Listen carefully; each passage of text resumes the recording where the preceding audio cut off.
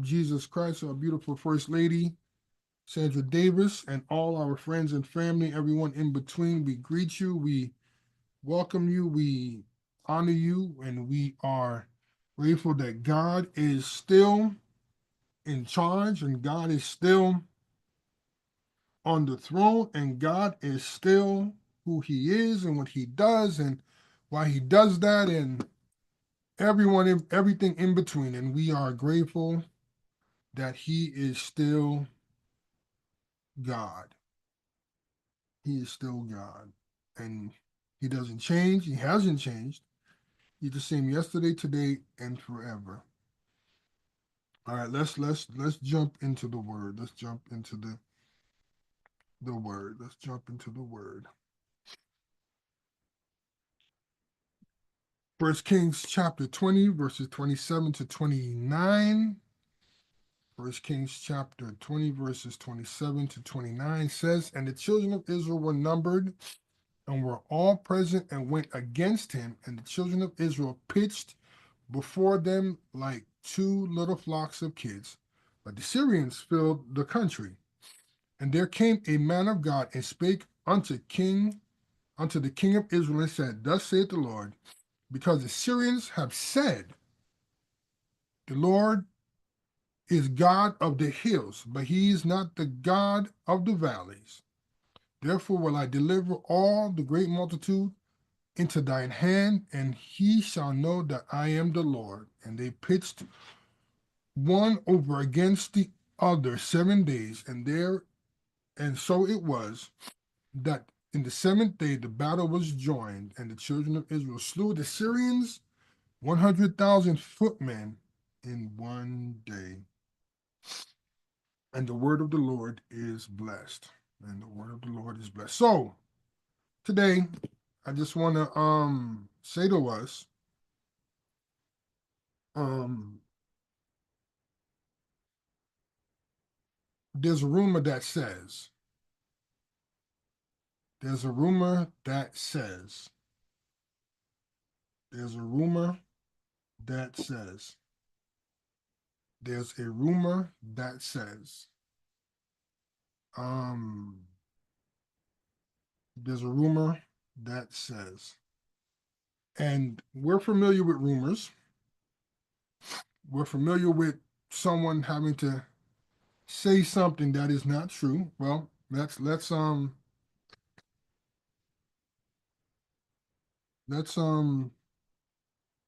come to the understanding what a rumor is.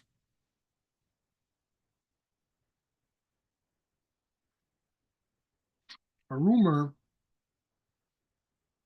to make as a piece of information that to make as a piece of information the subject of common talk without any authority or confirmation of accuracy. To make a piece of information the subject of common talk without any authority or I'm sorry, uh, without any authority or confirmation of accuracy.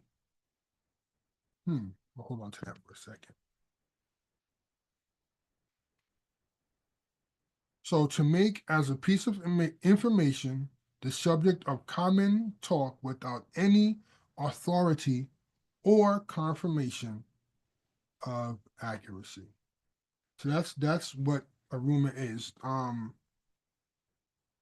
talk without any authority or confirmation of accuracy.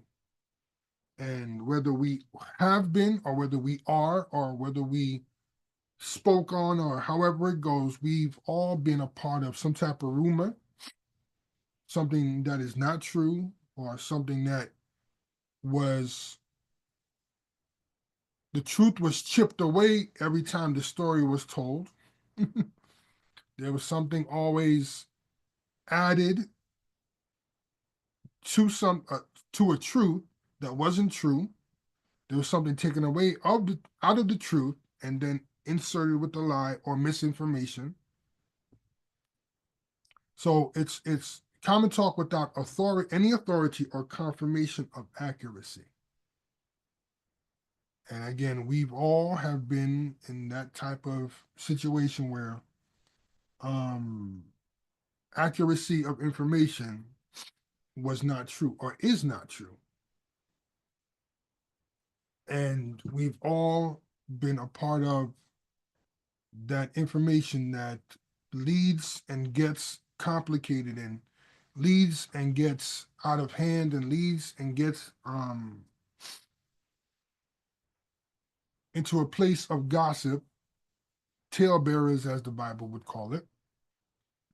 But rumors are not good. Rumors are not productive. Rumors are not meaningful. Rumors are not helpful. Rumors are not accurate, and rumors are not. There's no truth in rumors. And we have learned and understood that even with God, there's rumors. Even with God, there are rumors, and even with God, there is untruth, and even with God, there's misinformation. Even with God, there's no confirmation of accuracy.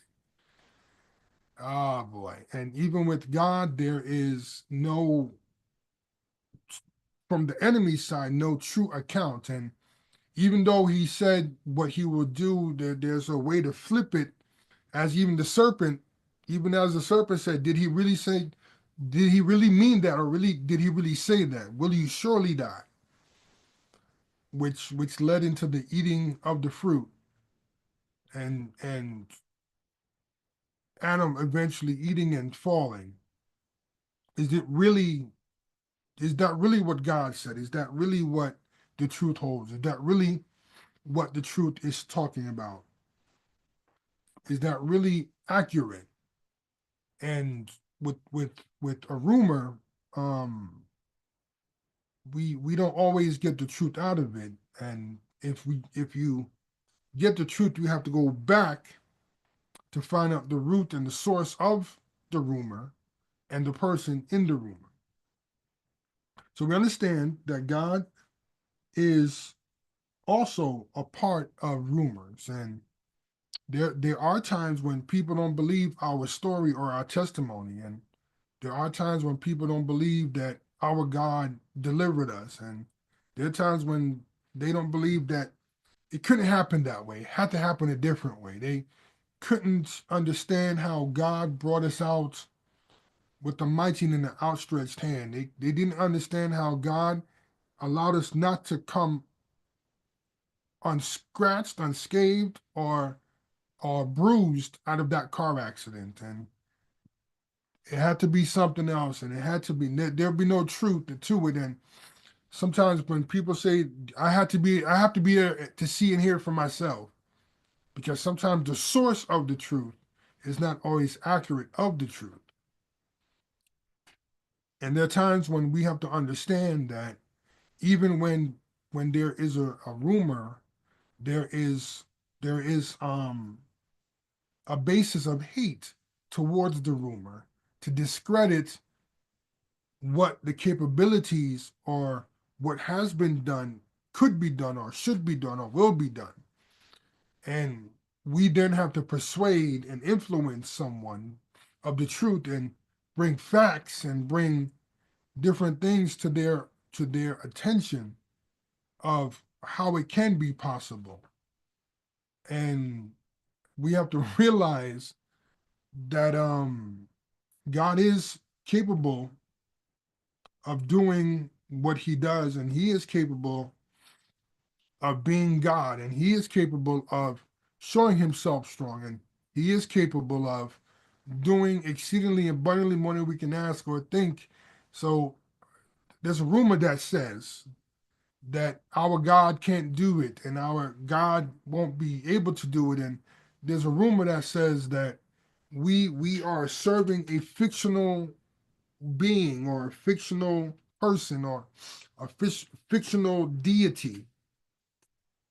But we know based on our experiences, and we know based on um our journey in life, that God is and will always be capable of bringing us out. And we've heard stories and testimonies of others, and they didn't they didn't fabricate their story. They spoke the truth, and but then the enemy comes in and the adversary comes in and twists the truth to say, well, that didn't happen that way and it couldn't happen that way. But we know, based on how God functions and how he operates among us and operates in his word, that when it references him, it's truth. And when it references what he's capable of doing, it is truth. So we have now Ahab, King Ahab. Now Ahab wasn't the best of the kings, and he was one of the worst of the kings. But he was in a situation where he was with fighting against Ben Hadad again, and now in the earlier scriptures he he defeated Ben Hadad, and he showed the strength of his army. And when they came out of Samaria and the prominence of Samaria, though his numbers were not great, and he said, behold, and there came a prophet unto Ahab, king of Israel, saying, thus saith the Lord, has thou seen all this great multitude? Behold, I will deliver it into thy hand this day, and thou shalt know that I am the Lord. And even Ahab, remember now, Ahab is the king of Israel. So even though he's an evil king, God still has to show himself through the covenant that he had with David. And he has to show himself because he's still God.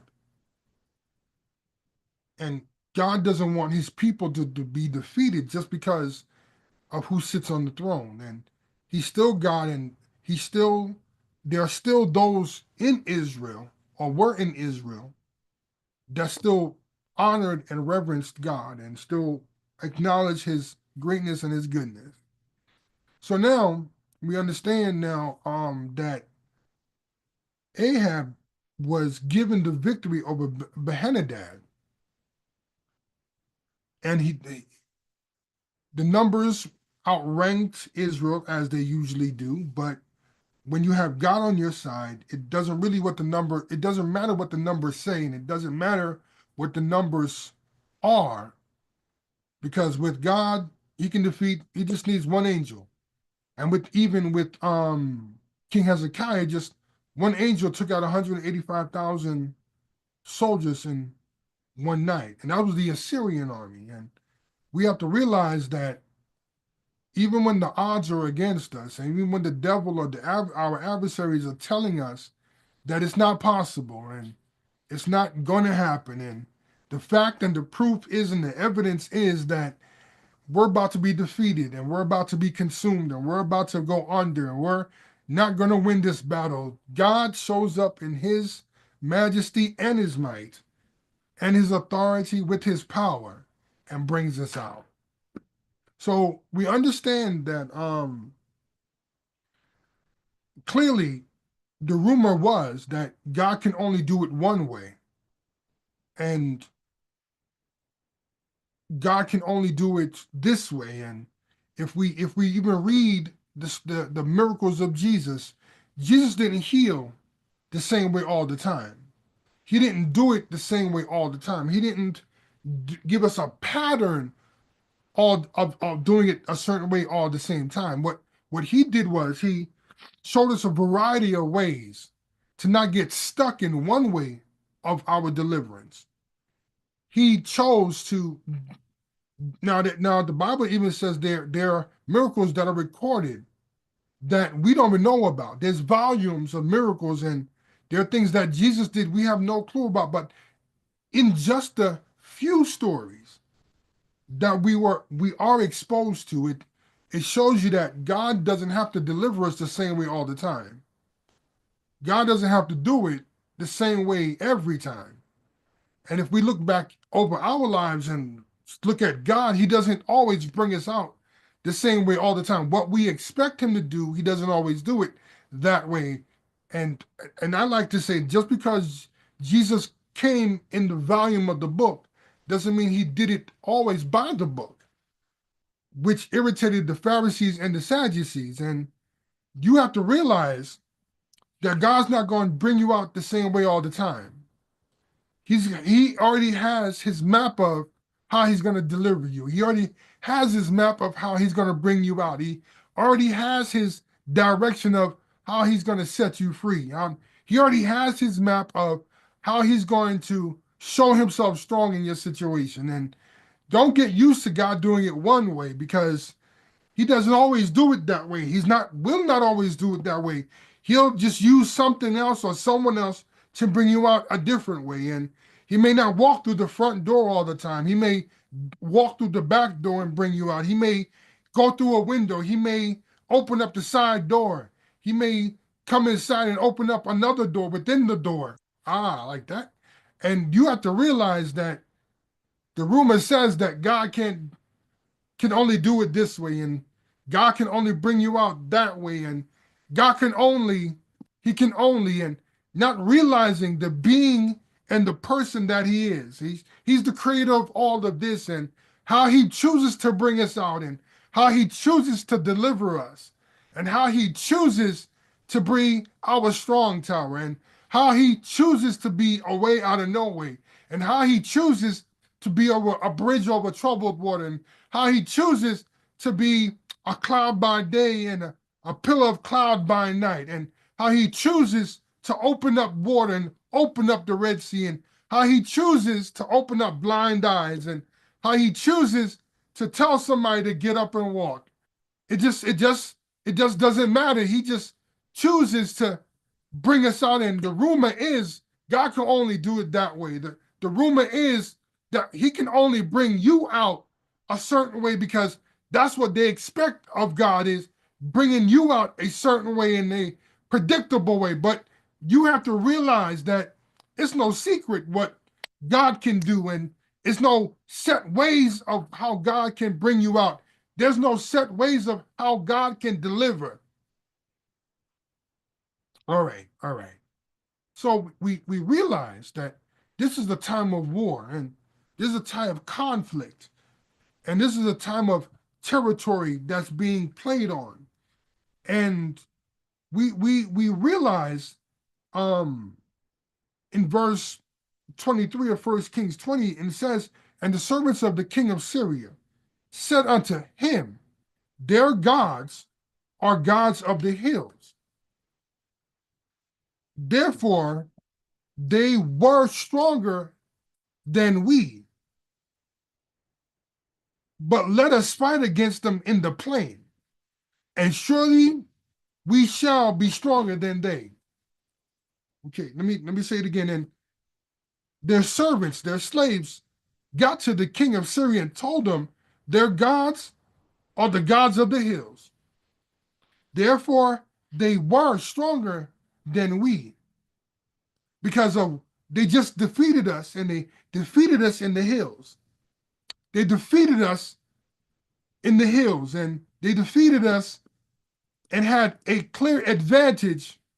The mountaintop and the hill points, and clearly they're only skilled in the hills." Okay, God. They're only skilled in the hills.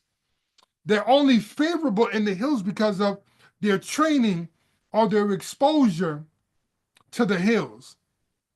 They only can fight in the hills. They can only defeat us in the hills. They can only war against us in the hills. But you see, but God also said, I will look to the hills. From whence cometh my help. My help cometh from the Lord, who is the maker of the heaven and the earth. So the hills, there's some strength in the hills. Don't get me wrong, and don't cut me short. There is strength in the hills, and there's power in the mountains. There's power in them hills, and there's strength in the hills. But you have to realize that God is not restricted to the hills. When you created all of this, and when you've impacted all of the whole earth, and the whole earth is full of his glory, and the whole earth is subject to him, and the whole earth is his, it's okay to limit me to the hills. It's okay to say, well, you can only defeat me in the hills because these geniuses, these servants said their gods are gods of the hills, not realizing that they minimized the power of God and thought their God is like our God, not realizing that our God is not ordinary. Our God is not basic. Our God is not a false God, but he's the creator of the heaven and of the earth. All right. So now we understand their mindset because they were already defeated in the hills because they were stronger than we. But they're telling this king, let us fight, let let us fight against them in the plains or in the valley or in an open area, a leveled place. Let's fight on leveled ground. Wait. No, not gonna do it yet. Let's fight them man to man, not on an angle or in a, but let's fight them so they don't have an advantage. And surely we shall be stronger than they. And he says, and to do this thing, take away the kings, every man out of his place, and put captains in their rooms. And he goes on, and the number, and they number thee in army, like in army thou hast lost horses for horses and chariot for chariot, and we will fight against them in the plain, and surely we shall be stronger than they. And they hearkened unto their voice, and did so. So the king listened to a bunch of servants that had no knowledge, no authority, no confirmation of information, because they observed something. They thought, they thought, they thought because they were defeated in the hill doesn't mean they were going to win in the valley or win in the plains.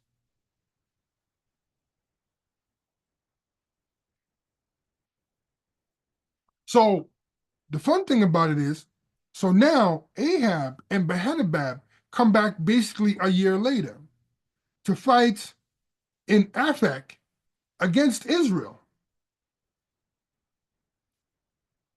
And the children of Israel were numbered, and they were all present and went against them. And the children of Israel pitched before them two little flocks of kids, but the Syrians filled the country. Okay. And getting back to verse 28, it says, and there came a man of God and spake to the king of Israel and said, thus saith the Lord, because the Syrians have said, the Lord is God of the hills, but he's not God of the valleys. Therefore will I deliver all this great multitude into thine hand, and he shall know that I am the Lord. So wait, hold up. So the rumor was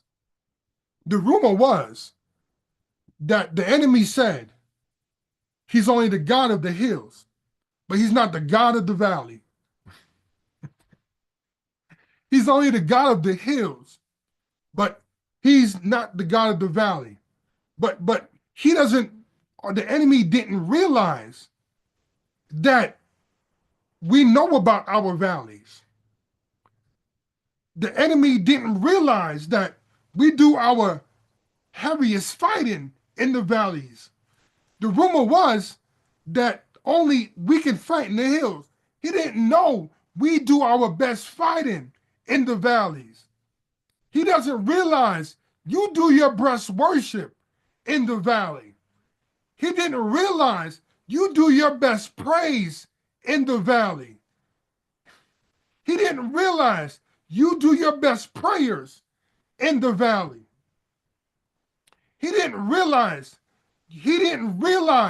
that you do your best fighting spiritually in the valley. He didn't realize that God shows up also in the valley. The enemy didn't realize, they didn't check the accuracy of information. He didn't see if the rumor was true or not. And he did not know that you know how to throw down in the valley. He did not know you know how to fight in the valley. He did not realize when your back is against the wall and you feel like you're in a corner all by yourself, when you're between a rock and a hard place, you do your best in the valley. The hills, you get your strength from. And the hills, you can also fight. Because I will look to the hills from whence cometh my help. So you get your help in the mountain, in the hills. But when you have to fight wait, hold up. Some of us are in the valley now. And some of our greatest victories have been in the valley. So don't think that God is limited based on your position and your condition. Don't get stuck because you're in your valley. Don't get stuck because you think everything's against you and fighting against you. Don't get stuck just because the rumor says that God can only bring you through the hills. But the enemy is wrong with his misinformation and disinformation. God can bring you out in your valley. Our God can deliver. Wait, God can do everything but fail. Understand who your God is. Understand what your God is capable of doing for you. He does exceedingly, abundantly, more than you ever ask or think. And I know, Pastor, I'm going through it right now, and Pastor, I'm dealing with it right now, and Pastor, I'm facing it right now. But you are at your greatest strength in the valley. And right now, you're at your greatest strength because you have nowhere to go but up. You have nowhere to go but up. You might feel down, you might feel trodden, you might feel trampled on, and everything that goes with that. But the only way to go is up. The only way to look is up. That's why there's a song. Wait, hold up. I'm trying to hold on to that. But you have to realize, wait, there's a song years ago. There's a group called the Soft Clouds. I don't know if you remember them or you heard about them. There's a song that says, the God of the mountain is the God in the valley. When things go wrong, he'll make them right. The God of the good times is the God of the bad times. The God of the day is still God in the night. I'm going to throw that to you again. They used to sing the chorus, life seems so dreary when you're on the mountain. That's the intro verse, but the chorus or the refrain says, the God of the mountain is still God in the valley. When things go wrong, he'll make them right. The God of the good times is still God in the bad times.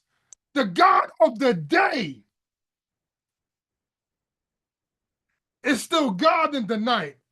So I need you to hear me today, that it doesn't seem like it's going to work out in the valley. And it doesn't seem like, it seems like the enemy has strategically planned a little bit greater and better than you have in the valley, but he doesn't know.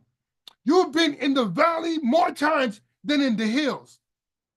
And you've been occupying the valley more than the hills. You've been in the valley more than the hills. And every time God needs to call you, he calls you up to the mountain. So that means you are occupying the valley or the plains. But you have to realize that God heard a rumor that he can only do it this way, and he can only do it that way, and he can only do it this way, and he can only bring you out a certain type of way. He can only bring you out on a certain date. He can only bring you out on a certain day of the week. And he can only bring you out on a certain time of the day. But you need to understand, and you need to understand who your God is, that he can bring you out anytime, anywhere, any circumstance. You have to stop limiting God. Just because you're limited in your capacity doesn't mean God is limited in his capacity. Remember who your God is. He is Elohim. He's the one that created all of this, all of the universe, all of the sun, all of the stars, the planets, the whole solar system, everything. Everything. The moon is his. The stars are his. We are his. The earth is the Lord, the fullness thereof, the world and they that dwell therein. So you need to understand who your God is, what capacity he can move and operate. Just because they said it wouldn't be possible doesn't mean it wouldn't be possible or it's not possible. Just because they said your son or your daughter wouldn't make it, you can see and know that God has brought your son or daughter out. Just because the doctor said you would be facing this and facing that, and your employer said this and they said that, and your condition says this and it says that. But the rumor is God cannot do it. But do you still notice you're still here? Have you still noticed that you're still here? Have you not noticed that God has still kept you?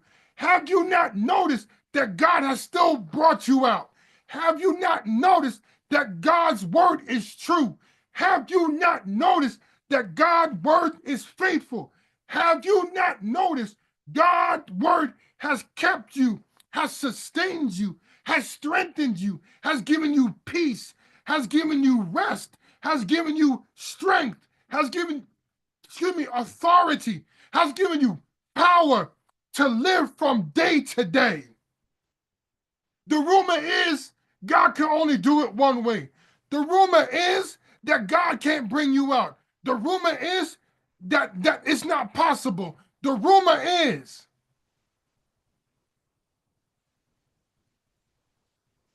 he can't do it. I get what you've been through before, and I get what you've come out of before, but this one, nah. This one,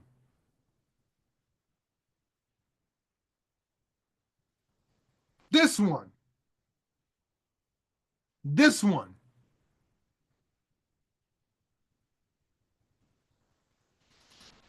this one,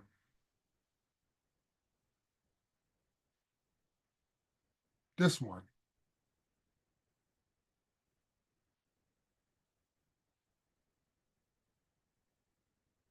You can only, the rumor is, okay, he did it once, but he can't do it again. The rumor is,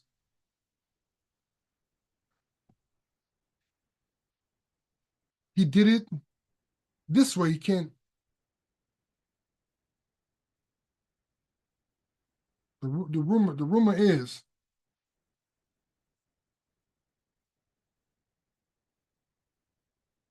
he can't supply your needs like he did before. And the rumor is,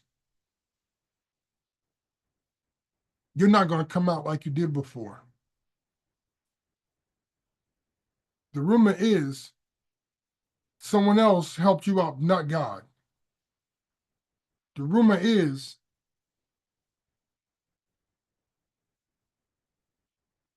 someone else supplied your needs. The rumor is,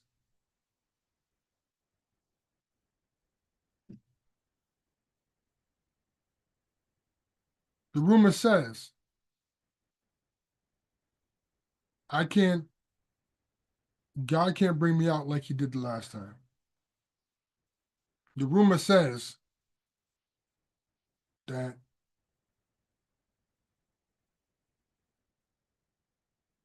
it ain't gonna happen. He can only operate in the hills. And in the valley, in the plains,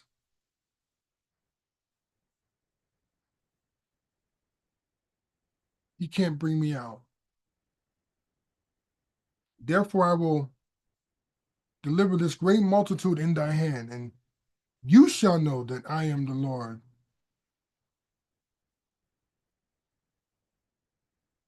Because Ahab had to be reminded who God is. And Ahab wasn't serving God the way he was supposed to. But to preserve the name of God among the people of God, he just beat Behenabab a year ago. So a year later, he comes back to fight him. And the rumor said, the man of God came to him and said, they said, the Lord is God of the hills.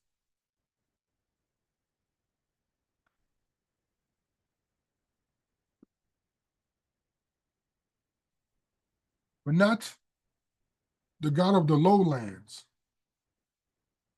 not the God of the open country, not the God of the plains.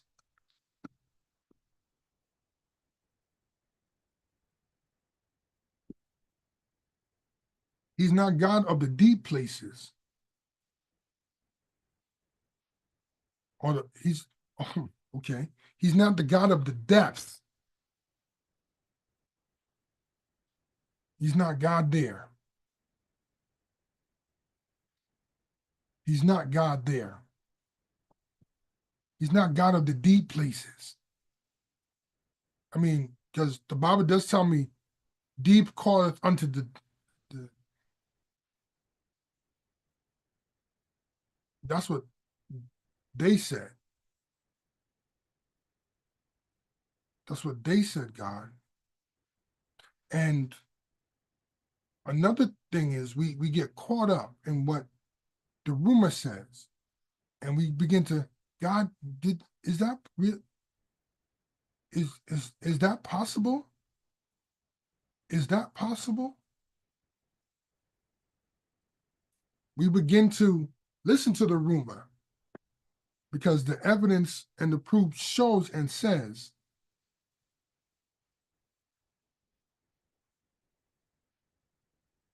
the facts outweigh our faith. The facts outweigh or outnumber our faith.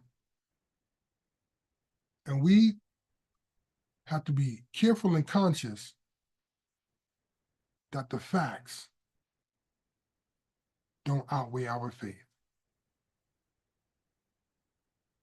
The rumor says you're not coming out of this.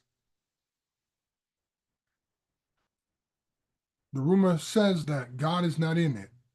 The rumor is that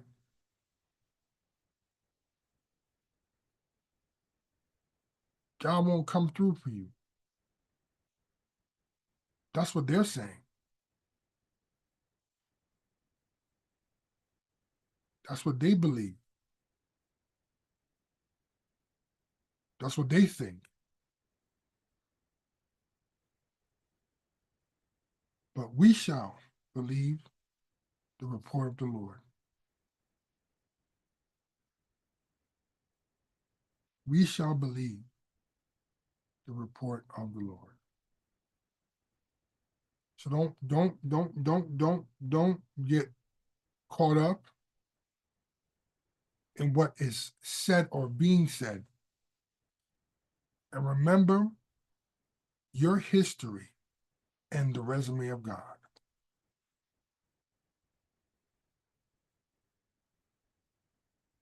Remember how he's brought you out. How many times has he brought you out? How many times has he brought you through?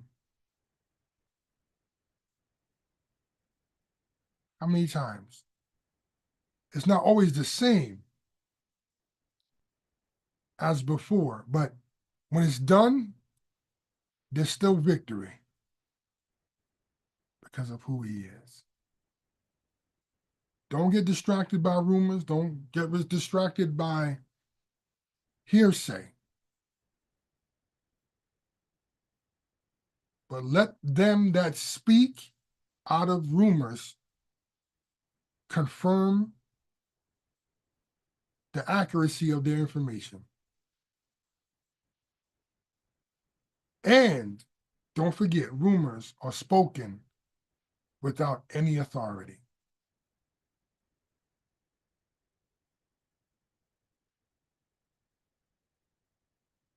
Let them speak with authority when it comes to a rumor. And let them confirm the accuracy of their truth. And then you can say, let God arise and let his enemies be scattered. Because his word is truth, and our God will deliver. Amen.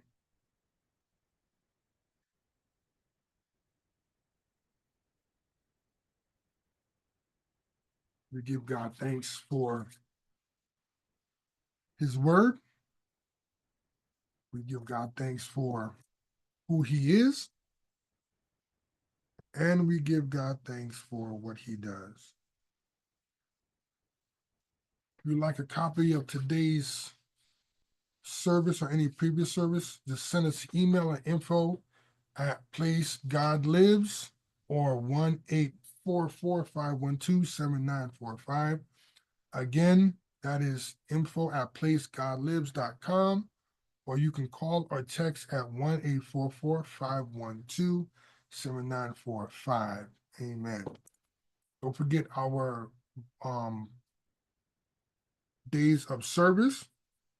Saturdays at 11 a.m.